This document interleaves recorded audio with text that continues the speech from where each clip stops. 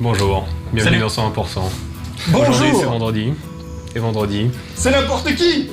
C'est ça. Et n'importe qui, c'est nous les stagiaires. Les stagiaires. Voilà. Oui. Donc au sommaire de cette émission, nous aurons la critique de Dungeon Siege 3, un hack and slash, une critique faite par Sengan.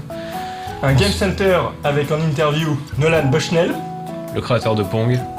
Et enfin, les critiques anime manga, avec notamment Fullmetal Alchemist Brotherhood, qui paraît qu'il est très mauvais, mais c'est pas grave, et Bride Story.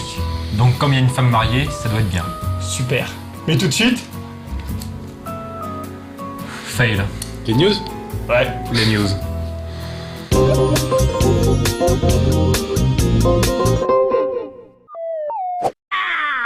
Remake d'un titre sorti il y a plusieurs dizaines d'années, Burger Time World Tour va arriver cet automne sur PC, PSN, XBLA et WiiWare. Même s'il ne paraît pas génial vu comme ça, les premiers retours sont extrêmement positifs. Le level design rappelle ce bon vieux Load Runner avec une grande variété de situations et d'accessoires, notamment un jetpack. La présence d'un mode multijoueur local et online pèse également en la faveur de ce titre qui ne paye pas de mine. Avec un contenu s'annonçant conséquent et un gameplay plutôt efficace, Burger Time World Tour s'annonce comme un excellent jeu dématérialisé et nous ne manquerons pas de vous en reparler.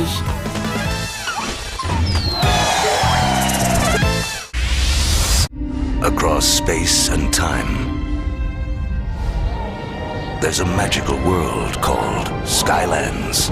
Activision est sans conteste l'un des éditeurs les plus innovants de cette e-cube. Avec des titres aussi originaux que Modern Warfare 3, Prototype 2 ou un nouveau Spyro, nul doute que cette entreprise tire l'industrie du jeu vidéo vers le haut. Bon ok, on va arrêter d'écouter le service marketing d'Acti, promis. Plus sérieusement, Skylanders Spyro's Adventure s'annonce plutôt intéressant. Ce jeu de plateforme assez classique sur la forme dispose d'une grosse originalité. Sa gestion des différents personnages. Il faudra avoir la figurine IRL de tel personnage afin de pouvoir l'utiliser dans le jeu. Livré avec 3 personnages sur un total de 30, Skylanders sortira à la fin de l'année sur Wii et DS. L'histoire ne nous dit pas à quel prix seront vendues les figurines dans le commerce, mais certains bruits font état d'une somme de 300 € à dépenser pour tout avoir. Vous allez acheter quoi? L'intégralité de Skylanders ou la PS Vita? A-O-S.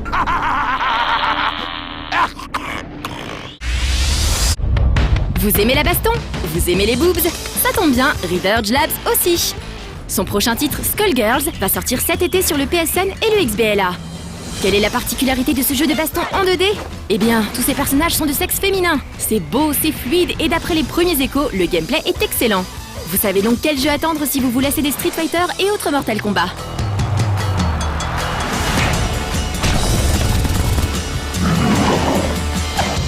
Just wait for the encore.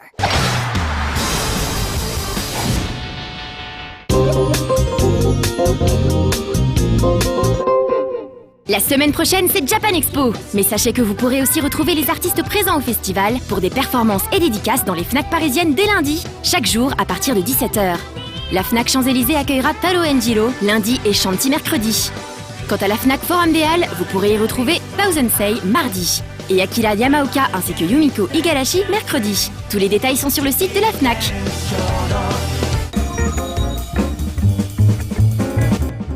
Mais pourquoi tu dis que Fullmetal Alchemist Brotherhood c'est pas bien?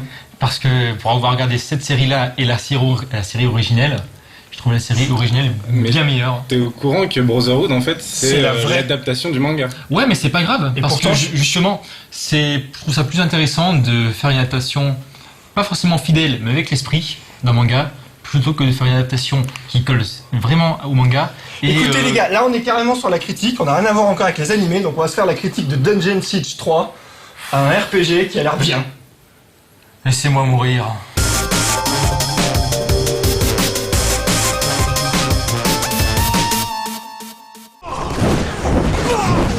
Sorti il y a une petite dizaine d'années sur PC, Dungeon Siege avait su trouver son public parmi les adeptes du hack and slash malgré quelques imperfections.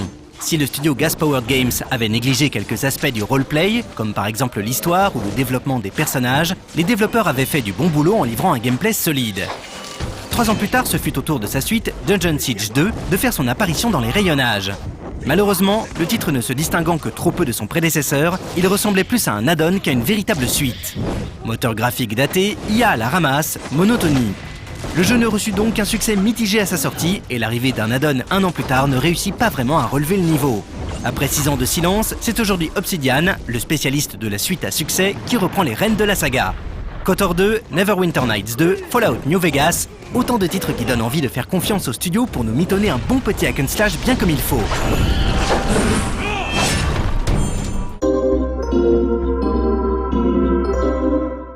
Je vous écris, mon jeune ami, car le temps Il y a presse. très longtemps, dans une contrée lointaine, s'étendait un immense et puissant empire, soutenu par de nombreuses légions à la magie formidable. Petit fast-forward, on est maintenant il y a 400 ans. La guerre civile fait rage et les légions s'entredéchirent à grands coups de massue somique, mais l'une d'entre elles, lassée de ce chaos incessant, dit alors « Fuck it, je me casse d'ici et je vais me poser à la fraîche loin de toutes ces conneries ». Et c'est ainsi que le royaume d'Eb fut fondé par la 10e Légion, qui jura solennellement fidélité au roi nouvellement élu par le peuple au suffrage universel. Ainsi qu'à ses descendants, parce que la démocratie c'est sympa, mais il faut quand même pas déconner non plus, hein. Pendant plusieurs siècles, la 10e Légion fut le garant de la justice et de l'équité dans le royaume, apportant son aide bienveillante à tous et combattant à l'occasion les forces du mal qui veulent détruire le monde, tout ça. Du bon taf de paladin loyal, bon quoi, rien à redire. Jusqu'à la mort du vieux roi, 30 ans avant le début du jeu. Après ça, c'est parti un peu en sucette pour la Légion, qui fut accusée de régicide par Jane Cassender, un genre de Jeanne d'Arc débarquée de nulle part. Et comme tout le monde aime bien les histoires de paysannes qui prend les armes pour défendre la justice, personne ne s'est posé la question de savoir si elle racontait du bullshit, et le peuple a joyeusement massacré tous les légionnaires jusqu'à l'avant-dernier. Ensuite, elle a voulu conquérir le royaume à la tête des armées de l'église. Mais bizarrement, ça n'a pas vraiment plu aux royalistes, donc la guerre civile fait rage depuis 30 ans. Ah, et sinon, le dernier légionnaire, Odo, qui s'était caché façon Ben Kenobi, s'est dit que ce serait le bon moment pour essayer de reformer la Légion.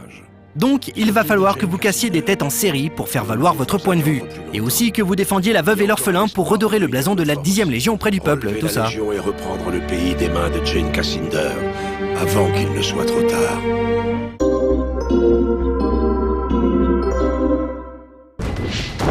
Avec Dungeon Siege 3, on se retrouve dans l'univers bien connu du porte-monstre-trésor. On arrive quelque part, on tape des trucs, on récupère du loot. Mais avant cela, il vous faudra d'abord choisir le personnage que vous voulez incarner parmi les 4 disponibles. Lucas, le bourrin de service qui tranche les têtes à grands coups de moulinet de Claymore, Anjali, une archonte, membre d'une espèce légendaire capable de se transformer en élémentaire de feu, Reinhardt, le descendant d'une grande famille de mages, et enfin Katharina, une sorcière qui manie les gros calibres comme personne. Chacun d'entre eux possède un background, des caractéristiques et des pouvoirs bien distincts. Ils disposent en outre de 2 façons de combattre selon la situation. Interchangeable d'une simple pression sur une touche, l'une étant dédiée au combat à distance et l'autre au corps à corps. Ainsi, Anjali se servira de son bâton au contact sous sa forme humaine et se transformera en élémentaire pour lancer des boules de feu sur les ennemis lointains. Vous aurez accès à un panel de 3 pouvoirs pour chaque posture de combat, auxquels s'ajoutent 3 autres pouvoirs défensifs accessibles lorsque vous vous mettrez en garde. À mesure que vous gagnerez en expérience, il est possible de faire évoluer ses pouvoirs selon 2 variations. Par exemple, Anjali pourra faire le ménage autour d'elle avec un coup de pied circulaire. Vous pourrez ensuite choisir d'ajouter un effet à cette technique, soit étourdir les ennemis, soit les enflammer afin qu'ils continuent d'encaisser des dégâts durant quelques secondes. En outre, plus vous utiliserez une attaque spéciale, plus votre maîtrise de celle-ci augmentera. Et lorsque vous aurez atteint un certain seuil de maîtrise, vous pourrez faire appel à une version plus puissante de la technique ou du sort en question lui ajoutant une autre propriété. En plus de tous ces pouvoirs actifs, chaque personnage sera également susceptible de bénéficier de 10 capacités passives qui lui apporteront des bonus en permanence. Augmentation de l'attaque, du taux de critique, etc. Il vous faudra donc faire des choix quant à l'évolution des divers pouvoirs de votre avatar, car il sera impossible de tous les acquérir à la fois. Outre les pouvoirs actifs et passifs de votre avatar, ses compétences martiales seront aussi déterminées par la qualité de son équipement, qui influence grandement toutes les caractéristiques du personnage. Les occasions de renouveler son équipement sont nombreuses. Loot obtenu en tuant des ennemis, dans les coffres parsemant les environnements, et aussi un peu acheté en magasin. Mais les magasins, il faut bien avouer qu'ils servent plus souvent à revendre l'excédent qui encombre votre inventaire qu'à acheter une pure armure. En dehors des combats, vous aurez l'occasion de tailler le bout de gras avec divers PNJ, afin qu'ils vous disent de quelle façon vous pourrez vous rendre utile à la communauté. Un indice chez vous, c'est souvent en tapant des trucs ou des gens. Et pour ne pas vous perdre ou vous emmêler les pinceaux entre les différentes quêtes que vous avez en cours simultanément, vous pourrez faire apparaître un guide lumineux indiquant la direction de votre prochain objectif. Et oui, comme dans Fable.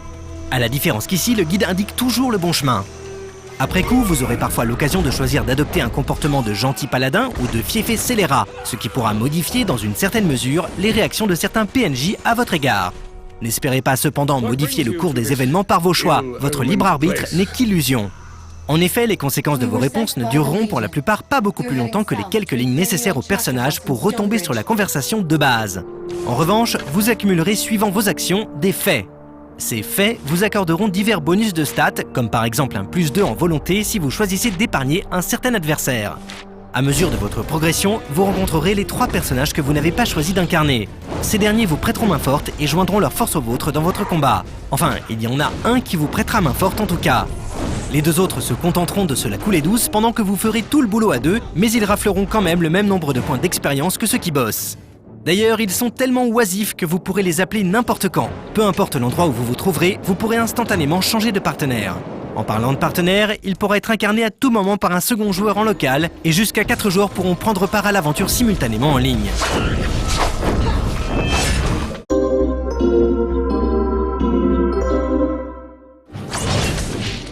Bon, disons-le tout de suite, Dungeon Siege 3 n'est pas le plus beau des jeux, loin de là.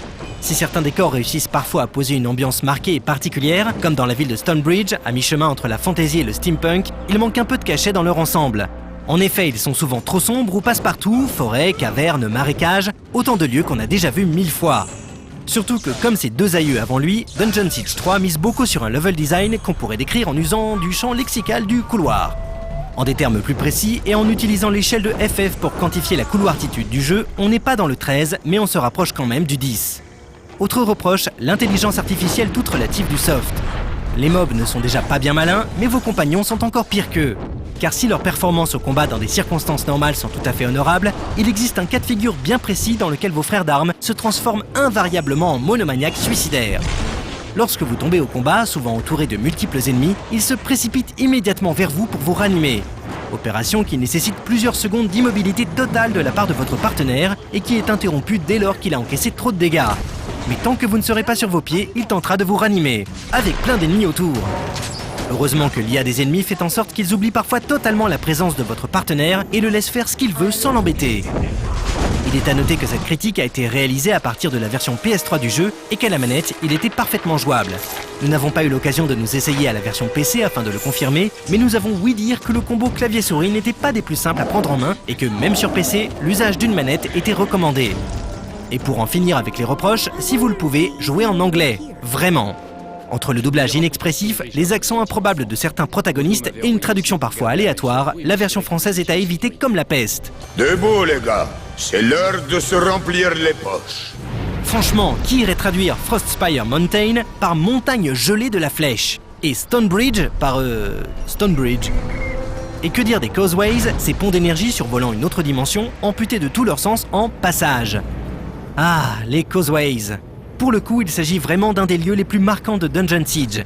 Suspendus dans un ciel irréel et onirique, ces chemins dans lesquels on pénètre par le biais d'arches de pierre ouvragées permettent de relier quasi instantanément 2 points très éloignés. Hey, mais ça fait un peu penser aux voies dans le cycle de la roue du temps, non? Mais trêve de digression, on ne se lasse pas de contempler de longues minutes cet environnement magnifique. Environnement qui est d'ailleurs, ainsi que moult autres points de l'univers, expliqué en détail dans les dizaines de tomes disséminés ça et là, vous permettant de comprendre toutes les subtilités du royaume d'Eb. Au fil de votre périple, vous croiserez de nombreuses âmes en peine qui n'auront de cesse de requérir vos services pour faire de la quête annexe, globalement plaisante à accomplir. Au final, il vous faudra une petite vingtaine d'heures sans vous presser pour atteindre l'épilogue du périple de votre légionnaire, ce qui se révèle pas top, mais pas honteux non plus. Dungeon Siege 3 n'est donc pas un must, mais se révèle être un hack and slash plutôt sympathique, malgré ses petits défauts, grâce à un système de combat aux petits oignons.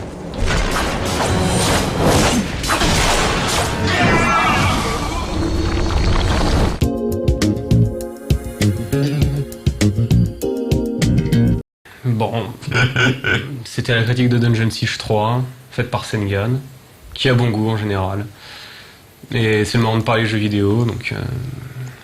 Alors, il paraît que t'as aimé Thor God of Thunder. Ah, c'est mon jeu préféré, vraiment, c'est le jeu vraiment. de l'année pour moi, c'est la révélation. T'as été subjugué par les graphismes, l'histoire, le scénario, tout ce qui se passe. Le doublage. Le doublage, magnifique. Thor torse nu. Magnifique. Et toi, Gabriel?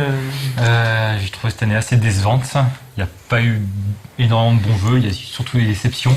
Moi, le jeu qui m'a marqué pour l'instant, c'est Hunted, The Demon's Forge, critiqué dans le dernier Classic 10+. On l'avait compris.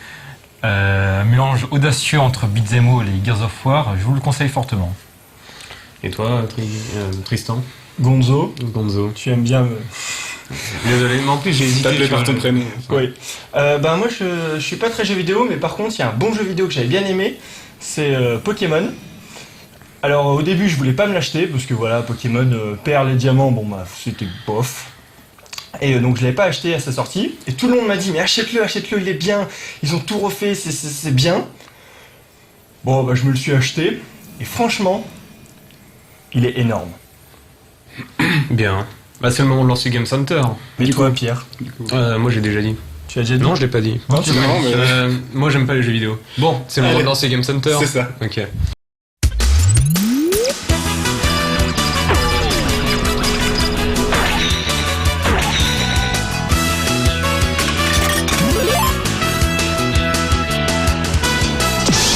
Bonjour et bienvenue dans Game Center. Cette semaine, nous allons voir une interview de Nolan Bushnell. Alors il s'agit d'une interview faite en 2005 par Alex, totalement inédite.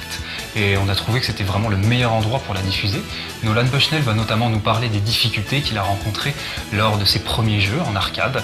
Je vous propose de regarder ça tout de suite. Fondateur d'Atari et créateur de Pong, Nolan Bushnell est une personnalité majeure dans l'histoire du jeu vidéo. I got interested in video games by working at an amusement park and pursuing an engineering degree winters.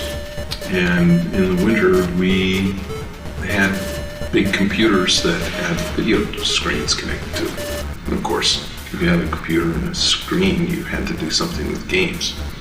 And so it was natural.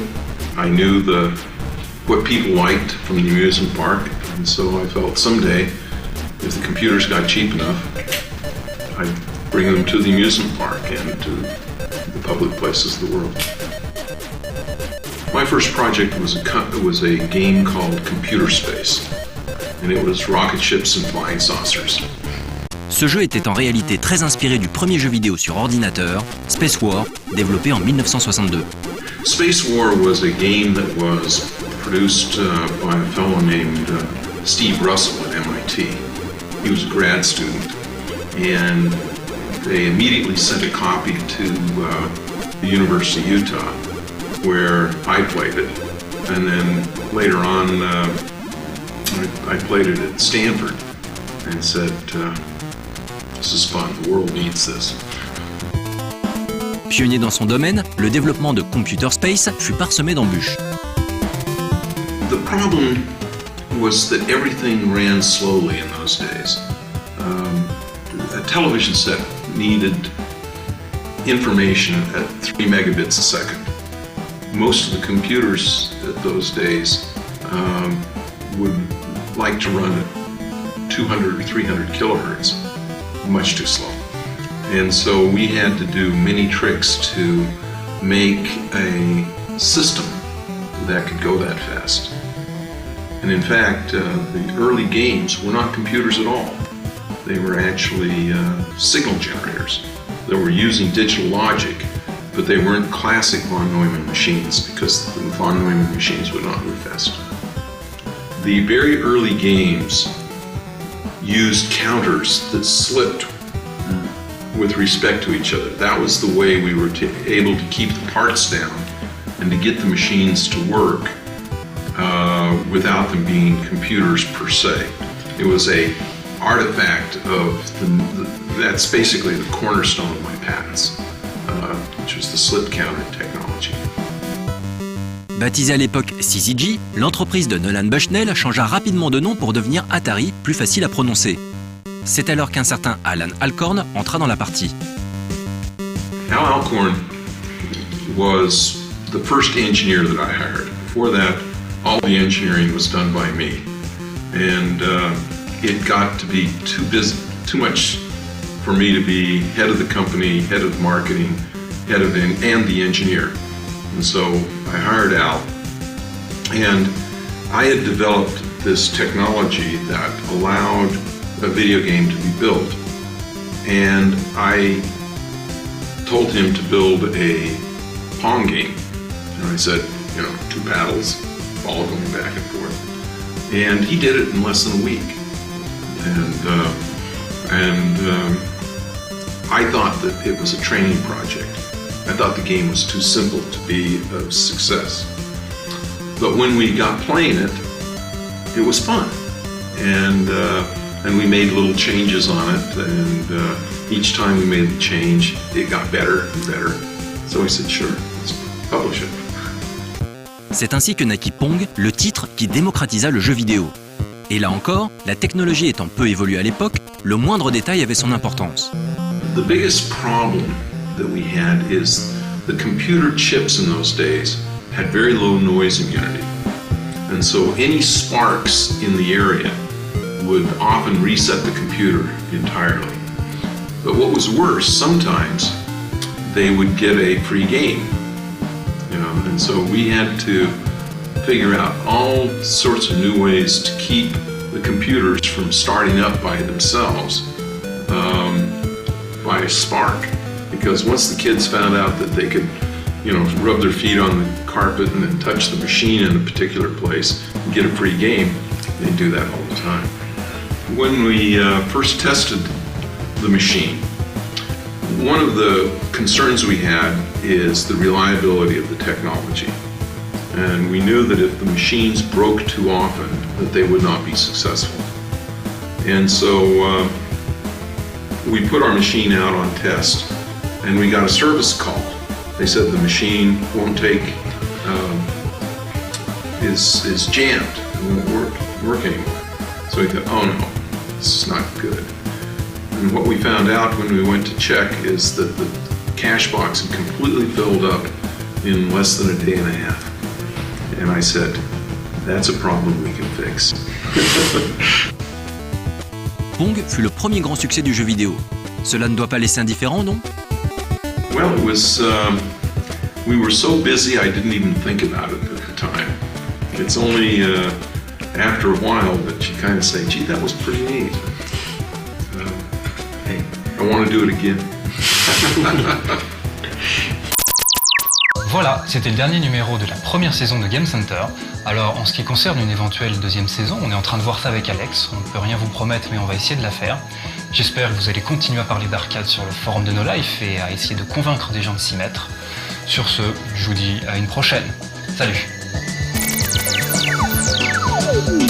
My basic desire is to always create games that are simple to learn and possible to master.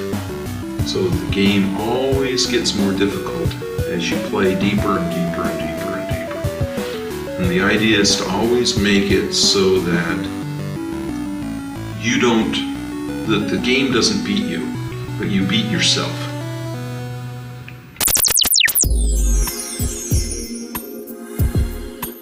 Bon, moi c'était Game Center. Présenté par AM qui n'est pas là. Un magnifique Game Center, comme d'habitude, j'ai envie de dire. Je sais pas, j'ai pas regardé. Moi non plus. Moi si.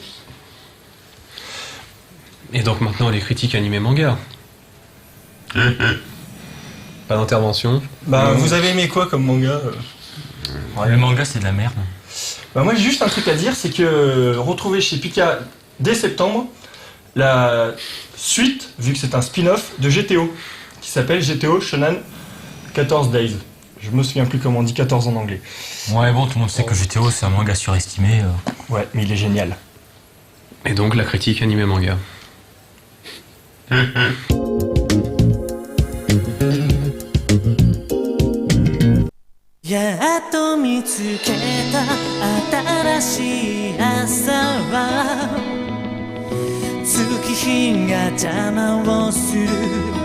La parution, il y a quelques mois déjà, du box 5 de Full Metal Alchemist Brotherhood chez Dybex nous donne l'occasion rêvée de revenir une dernière fois sur les aventures des frères Elric. Au Japon, le manga d'Arakawa Hiromu s'est terminé en 27 volumes, et la parution française de cet ultime tome ne saurait tarder lui aussi. Après une première série télévisée en 2003, Full Metal Alchemist Brotherhood fut une série phare des années 2009 et 2010.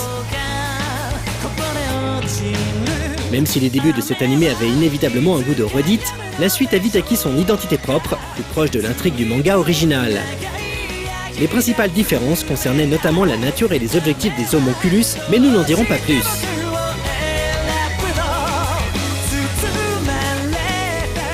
Dans le tout dernier box de FMA Brotherhood, tous les protagonistes sont rassemblés à Central pour assister au jour promis. Les derniers mystères y seront enfin révélés. Les frères Elric arriveront-ils à protéger ceux qu'ils aiment? Seront-ils capables de retrouver leur corps tout en restant fidèles aux principes qu'ils se sont fixés?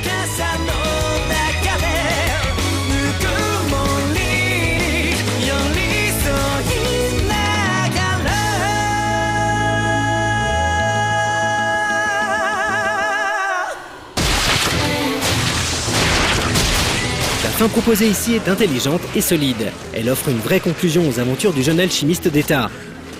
Le ton est parfois sombre et inquiétant, pour ne pas dire anxiogène. Sans tomber dans des excès gore, ce titre se permet quelques écarts qui ne le destinent évidemment pas aux plus jeunes. Et c'est loin pour nous déplaire.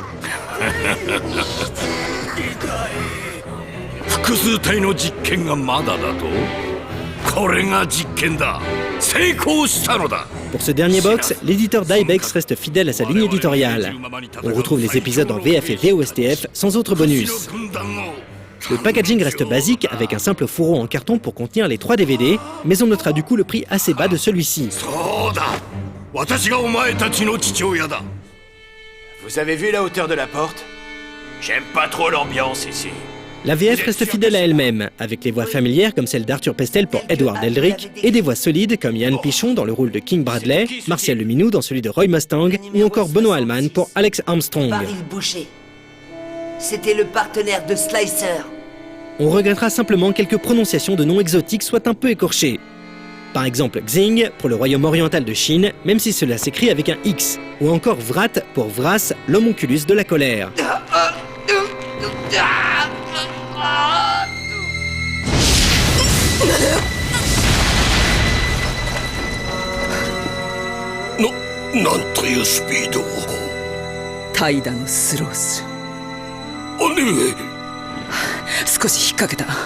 Quoi qu'il en soit, pour ceux qui n'auraient pas encore eu l'occasion de découvrir la conclusion épique de FMA Brotherhood, ce box est évidemment un incontournable.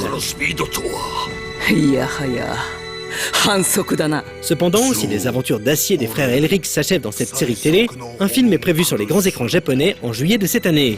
Ce long métrage, intitulé Milos no Seinaru Hoshi, l'étoile sacrée de Milos, devrait raconter une histoire originale se déroulant avant la fin de l'histoire, remplissant ainsi un des blancs du scénario de la série télévisée.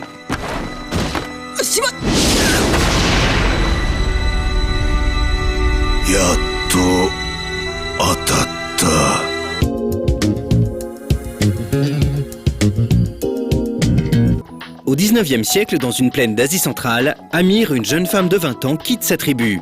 Son mariage est arrangé avec un garçon de 8 ans, son cadet. Malgré ses habitudes un peu différentes de celles de sa nouvelle tribu, ses nombreuses qualités et son charme naturel font qu'elle est tout de suite acceptée de chacun. Mais tout pourrait basculer le jour où sa tribu d'origine veut la récupérer pour lui faire contracter un autre mariage plus avantageux. Bright Stories, dont le premier tome est sorti ce mois-ci en France, est une œuvre mature d'une qualité rare. Le dessin de la mangaka Mori Kaoru est exceptionnel. Les décors, qu'ils soient naturels comme les plaines des steppes ou intérieurs comme les maisons, sont d'une grande richesse. Un souci pointilleux du détail est également apporté aux costumes. Rien à reprocher non plus au reste. Les animaux sont extrêmement réalistes, le chara-design est varié et le découpage de la BD recherché. On sent bien que Mori Kaoru est passionnée par le thème peu banal qu'elle a choisi. Il faut dire qu'elle n'en est pas à sa première réussite dans le domaine des mangas d'inspiration historique. En 2005, elle recevait le prix d'Excellent Japan Media Arts Festival pour Victorian Romance Emma. Ce titre très documenté sur l'époque victorienne a été édité en France chez Kurokawa. Une intrigue tournant autour du mariage arrangé avait de quoi faire peur de prime abord. Pour le moment, la mangaka la traite avec beaucoup de délicatesse, même si on peut se demander si elle n'idéalise pas un peu les choses. De plus, on ne peut que s'interroger sur la façon dont elle compte faire évoluer la relation entre les jeunes mariés. Ki-hoon gâte le lectorat français avec cette nouvelle série qui représente pour nous un véritable coup de cœur. Un mariage certes arrangé, mais réussi entre roman historique et manga. Vous l'aurez compris, Bright Stories est à découvrir toute séance tenante.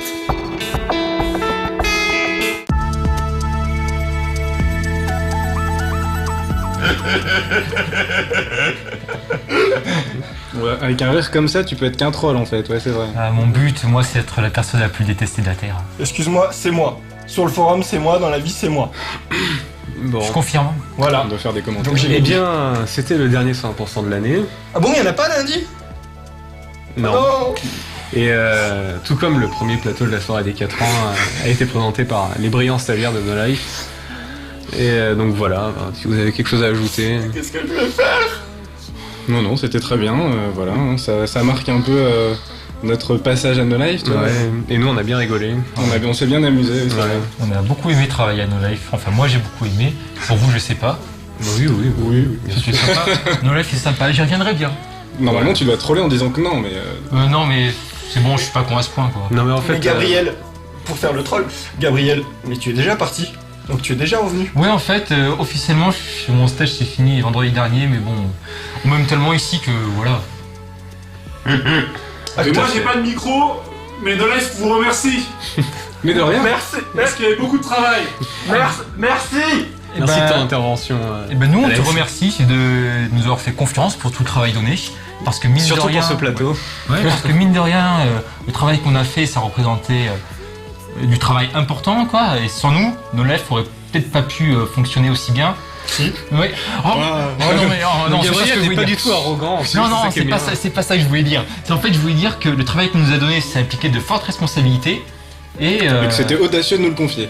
voilà, il nous faisait confiance, c'est pour Je ça. confirme, Merci. les stagiaires à No Life ils font du vrai boulot. Voilà, et on fait pas que du café. Arabica, Ouais, pas que. mocha, Des caféinos, rosa. Chocolat chaud. Non, la machine à Blanc. café ne fait pas de chocolat chaud, mais ce n'est pas grave. Bon, bon, là c'est Alex qui nous fait des. Alex nous dit qu'il n'y a des plus de gros bande signes. sur le magnéto, donc nous allons nous dire au revoir. Ouais.